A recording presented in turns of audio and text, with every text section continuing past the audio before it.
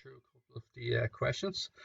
Passage below explains the process of gas exchange and transport in the human body. 5 words are missing from the passage. When we breathe in air, it travels down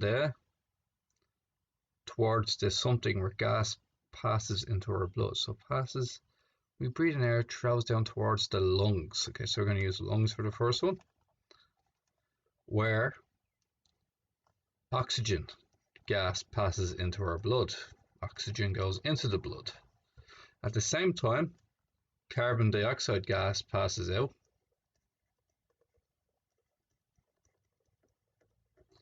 And is excreted. Oxygenated blood now travels towards the heart, from where it is pumped around the body. The oxygen gas then diffuses into our body cells, and waste carbon dioxide gas from respiration is returned in this blood towards the heart. All right, great, done. That was the easy part 1. Next one. Filtration, chromatography, evaporation, magnetism are methods used in laboratory to separate different compounds that are present in a mixture. Complete the table showing techniques A to E. Also state which method is the best for separating each of the following mixtures. All right, so we have our diagram of all our different methods. Okay, and we probably need to name them. So magnetism can be used to separate sulfur. Sulfur is like a yellow powder, and then you can have iron filings in it, which are like black or dark grey dots, and what happens is the magnet attracts the dots away from the sulfur. Okay, so does it give us which ones? There it is there. Iron filings and sulfur powder, so that'd be magnetism. So iron filings,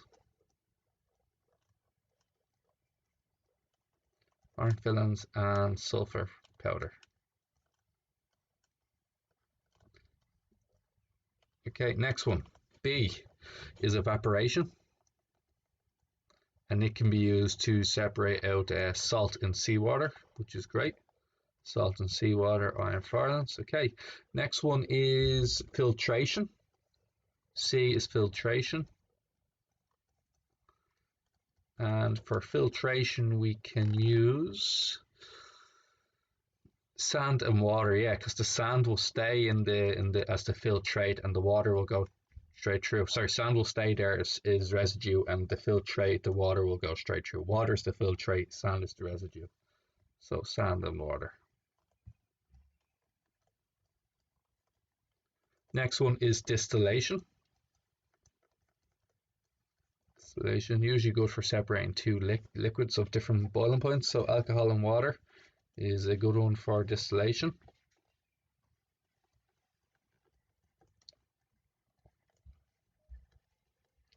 And finally, E will be chromatography, and it's used to inks in a marker pen. Paper chromatography.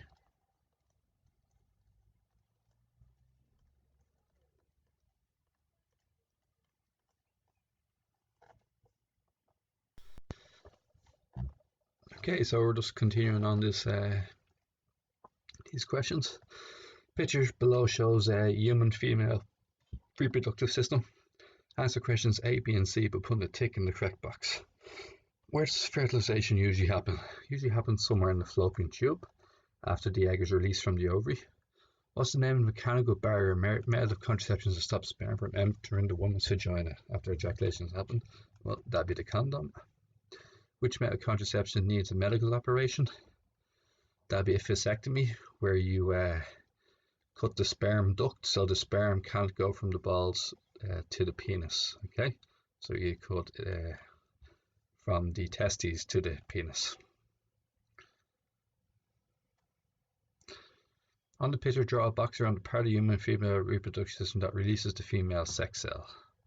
Draw a box. It's the ovaries, so you can draw a box on either side, okay? And these are the ovaries. Okay. Nextly, state one modern medical technique that can be used to fertilize cells outside the human body. Answer to this one is in vitro fertilization, otherwise known as IVF. In vitro fertilization is a process in which fertilization of an egg is combined with sperm outside the body, in vitro. The process involves mounting and stimulation a woman ovulate process, removing the ovum or ovum from the woman's ovaries and letting the sperm fertilize them in a liquid in a laboratory. Okay, and then obviously you place it back inside the woman's uterus at a later date. Okay, so there's E done. Next one we have is we have a electrical circuit. Okay, so I'm just going to run through how this electrical circuit works. The first thing that needs to be sealed is B. If B is sealed and A isn't, here's what happens. So I have two different electrons. Okay, so what happens is the electrons go through the lights 4, 3 and 2, and then they go through number 1 and they come all the way back around again. So see the way they can complete the circuit. This means that all the lights light up. Okay, now when we shut off A, like so, what should happen is you can go down both ways. So you can go down this way, or you can go this way here. Is that all right? So when you shut A and B, electrons can go this way as well. Okay, so they can go both routes. It's a parallel circuit. Okay, so let's see what the questions have to ask us about. Okay, complete the table below, writing on or off. Okay, now when A is closed and B is open, so when A is closed and B is open, so A, we're closing A, there's no way the circuit can run. There's no complete lap. Okay, so even if your electron starts off here at the positive and then goes down, it can go through here but gets stopped. Likewise, it can't complete a lap. Okay, so once B is open, nothing is going on. So they're all off. Off, off, off. Okay, now if they're both closed, if A and B are closed, all of them come on because the electrons can flow through all three. You get what I'm saying? They can go either way. So it's on, on, on, on.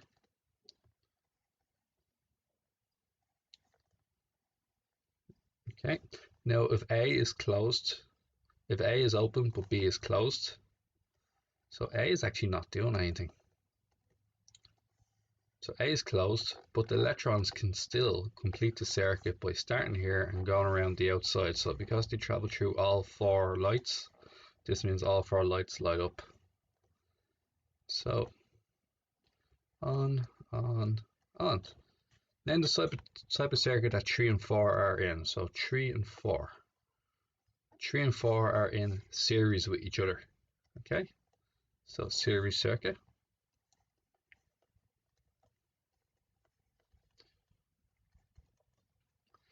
As they are on the same line of wire. Okay. Or electrons have to travel through both of them to complete the circuit. Both of them in series. Okay. Okay guys, now we're on to question 12, I believe. Okay, question 12, we have a swimmer. He has buoyancy force acting up, his weight acting down. So because the swimmer isn't sinking, the buoyancy force equals the weight. Thrust and drag. Okay. Now, describe the motion of the swimmer just for your answer referring to the forces acting on him. Well, it's an interesting question, this, because I was going to measure the length of the thrust arrow compared to the drag arrow.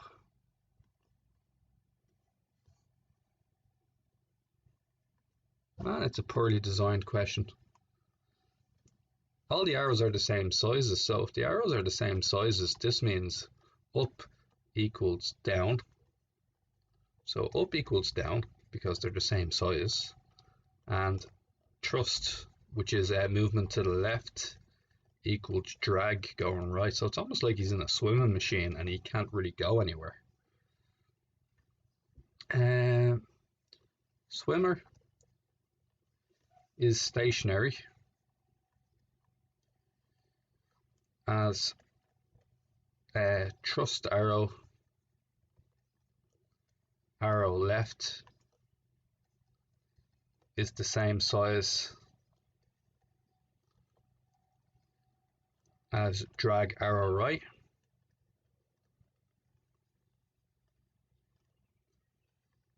Going right. It's almost like he's in a swimming machine. And buoyancy arrow is the same size as the swimming arrow. And buoyancy force is equal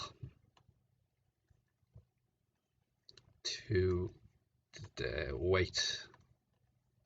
Okay, now guys, in another hypothetical situation, if I was to do this, okay, if I was to grab this arrow, the thrust arrow, okay, send to your current page, and I was to make the thrust arrow look like this, where the thrust arrow is considerably bigger. In a case like this, you'd start traveling on the left because the thrust arrow is larger than the drag arrow.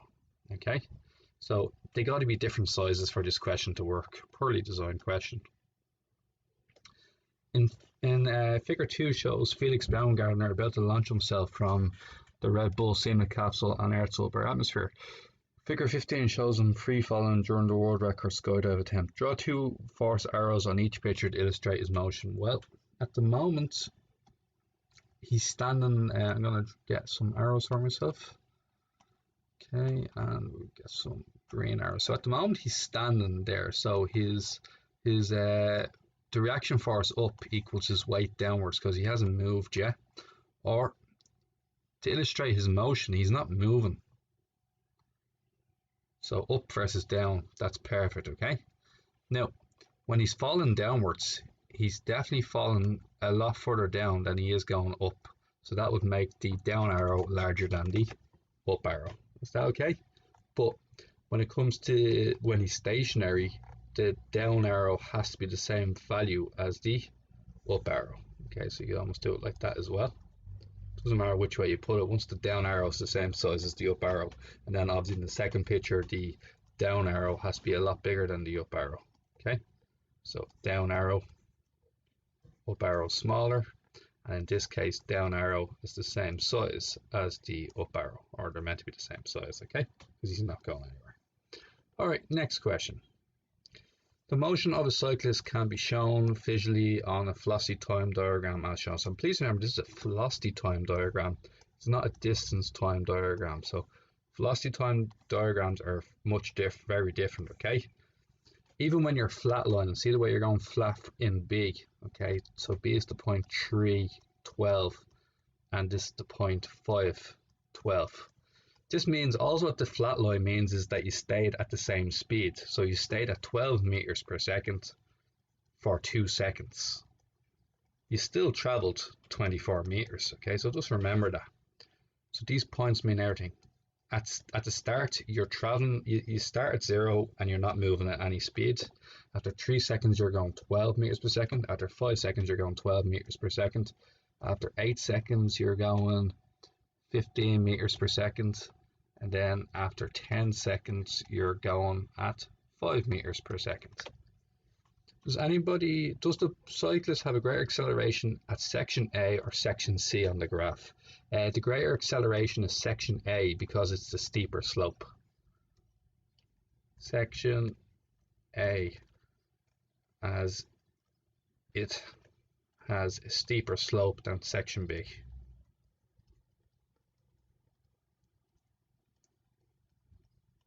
And section C. Okay. Calculate the acceleration of the bicycle in section A. Okay, no bother. So you start off at 0 and you end up at 3. So it's 3 seconds is the time. Your U value is 0 because you start off at rest, and your V value is 12. 12, 0, and 3.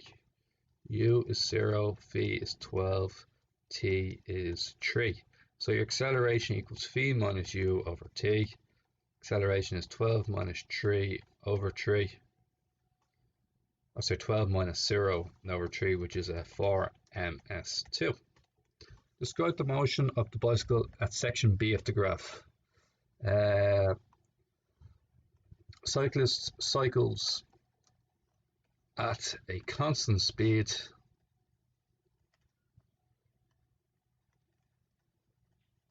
because section B is a flat line. He cycles at a constant speed of 12 meters per second for 2 seconds.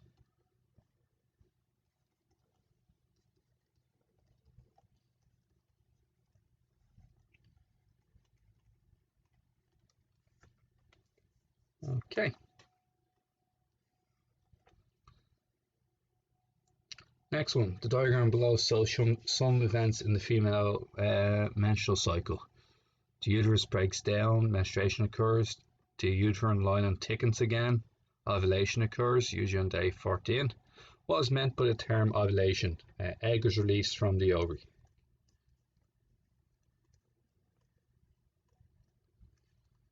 From the ovary. On the diagram below, draw a box around the number of days that they represent the fertile period of the human. So if you're around day 14, you say it's about, if you release the egg on day 14, sperm can last 3 days before that and 3 days afterwards. So I'd say somewhere from about 11 to 16, I'd say somewhere in around there. Okay. 2 days after it's released and up to 3 days before it, okay? Now, explain why the uterine womb lining breaks down on days 1 and 5. The reason is egg was not fertilized.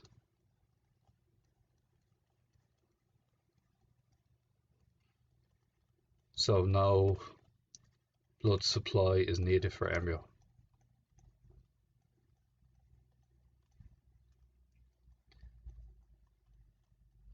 Oh, sorry, needed for zygote, which is a fertilized egg. Explain why the uterine womb line continues to thicken between days 19 and 20. It thickens in anticipation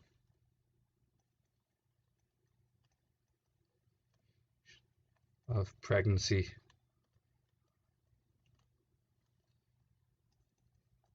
to feed the embryo. Okay, let's continue. Question 11. A student researched forces and discovered there are 2 main types, contact and non-contact. Complete the following.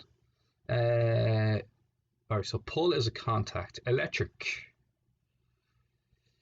Magnetic is non-contact because you can move objects without touching them. Friction is contact because you have to be standing or you have to be in contact with the surface for it to have friction. A twist. To twist something would be contact. Weight. You have weight when you skydive and you're not exactly touching anything, so weight would be non-contact. And finally, electrical. I'd have to say I'd put electrical. Electrical's a weird one because you have to have the force is non-contact though. I'd say non-contact for electrical because it's the battery doesn't have to touch the individual electrons to move them. Okay, that's what I'd say about that one. Students investigating the friction of a motion by placing different weights atop a wooden block and a lateral down and measuring the force needed to overcome the friction and pull the block a distance of 30 centimeters. The diagram below shows the experiment setup that we used and included a force diagram if the wooden block is stationary, because this arrow here is the same size as this arrow here. Draw a force arrow that would be good if the block was being pulled from left to right. So we can see that the right arrow is a lot bigger than the left arrow. This means overall motion towards your right hand side. Okay. Alright, let's put some of these down. 0.15, just there. 5.20 here. Next one is 10.25, which is here. 15.30, sorry, excuse me, 15 to 30, which would be here. 20.35, which would be here. 5.25 to 40, which would be there. And then we can draw our line.